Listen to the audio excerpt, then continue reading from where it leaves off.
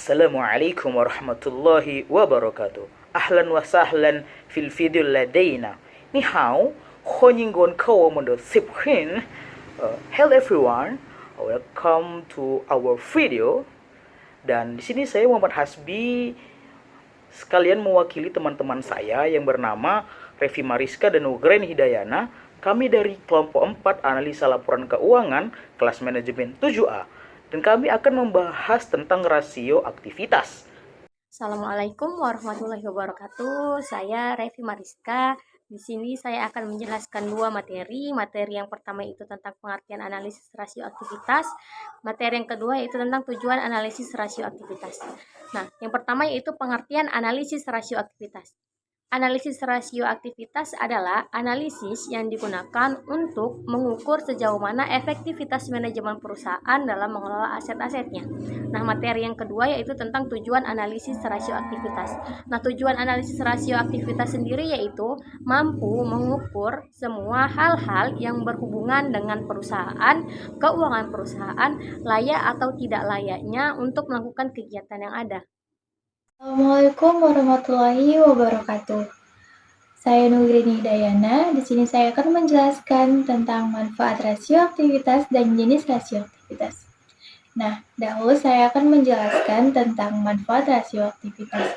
Jadi, manfaat rasio aktivitas ini ada 4. Yang pertama tuh ada dalam bidang piutang. Jadi di dalam bidang piutang ini, perusahaan mengetahui berapa lama piutang tuh mampu ditagih dalam satu periode. Yang kedua ada dalam bidang kesediaan.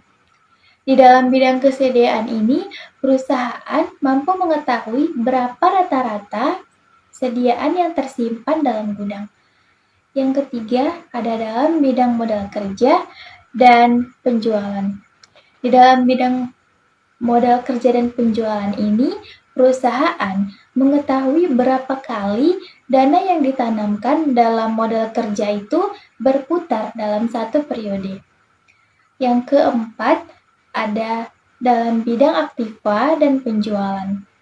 Di dalam bidang aktiva dan penjualan ini, perusahaan dapat mengetahui berapa kali dana yang ditanamkan tadi dalam aktiva tetap itu berputar dalam satu periode. Baiklah, di sini saya akan menjelaskan tentang jenis-jenis rasio aktivitas. Yang pertama adalah perputaran piutang. Perputaran piutang ini dipakai untuk menghitung lamanya waktu yang digunakan untuk menagih hutang dalam satu periode tertentu. Yang kedua adalah perputaran persediaan. Rasio ini menilai seberapa baik suatu bisnis mengelola dan menjual inventarisnya, menunjukkan tingkat likuiditas suatu bisnis. Selanjutnya yang ketiga ada jumlah perputaran aset. Rasio ini dipakai untuk menghitung beberapa besar penjualan yang dihasilkan dari setiap rupiah aset yang dimiliki perusahaan serta untuk menilai perputaran seluruh aset tersebut. Baiklah, sebagai penutup, rasio aktivitas adalah rasio yang dipakai untuk menilai seberapa baik manajemen perusahaan menangani sumber dayanya.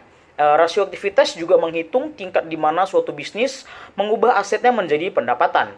Analisis rasio aktivitas mencakup ada beberapa jumlah rasio ya, seperti perputaran persediaan, perputaran aset tetap, dan perputaran piutang.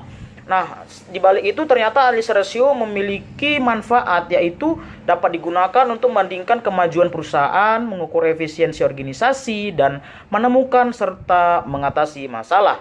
Laporan arus kas dikutip dalam analisis rasio aktivitas yang membedakannya dari analisis lainnya. Terima kasih sudah menonton video kami. Semoga videonya bermanfaat bagi kita semua. Bila ada jarum yang patah, jangan letak dekat besi. Bila ada tutur kata saya yang salah, jangan laporkan saya ke polisi. Wabillahi taufiq wal hidayah. Wassalamualaikum warahmatullahi wabarakatuh.